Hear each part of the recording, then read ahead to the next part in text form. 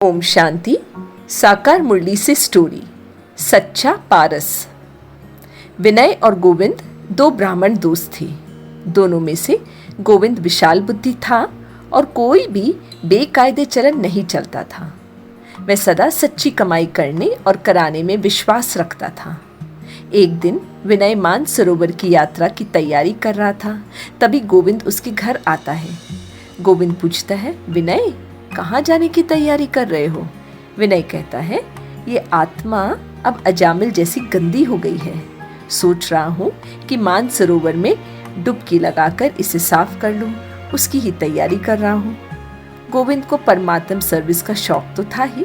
वह विनय की बगैर अर्थ की बात को करेक्ट करने की युक्ति लगाता है और कहता है, विनय मेरे दोस्त, तुम मानसरोवर में डुबकी की बजाय ज्ञान मानसरोवर में डुबकी लगाओ, तब आत्मा का मैल साफ होगा।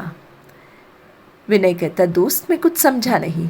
गोविंद कहता है, परमपिता परमात्मा शिव बाबा की ज्ञान सागर है। उनकी पहली आज्ञा है कि उनके बच्चे उन्हें निरंतर याद करें, और यदि हम ब्राह्मण ही उनकी आज्ञा ना माने तो ये बहुत बड़ा पाप है। विनय कहता है, अच्छा तो ज्ञान सागर में डुबकी लगाने के लिए मुझे क्या करना होगा?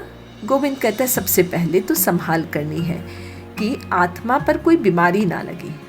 5 विकारों की बीमारी से मुक्त रहने के लिए परमात्मा सर्जन की राय लेते रहो, क्योंकि राहु की दशा से बचने के लिए सदा बाप की फरमान पर चलना है। अब विनय भी पुरुषार्थ में लग जाता है। वह पुरुषार्थ तो कर ही रहा था, फिर भी कभी कभी वह पुराने संस्कारों या संबंधों के चक्कर में पड़ जाता था। ये सब वह गोविंद को बताता है। गोविंद समझाता है, अब तुम एक शिव बाबा क्षमा पर फिदा होने वाले सच्चे परवाने बनो। जब तुम याद और सेवा में सदा बिजी रहोगे ना, तो स्वतः ही इन चक्रों से मुक्त हो जाओगे। विनय समझ जाता है कि क्षमा पर फिदा होने वाले ही क्षमा समान बन सकते हैं।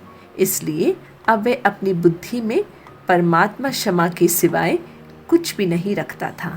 गोविंद के संग में रहकर विनय की लोहे जैसी आत्मा भी सोने जैसा पारस बन जाती है।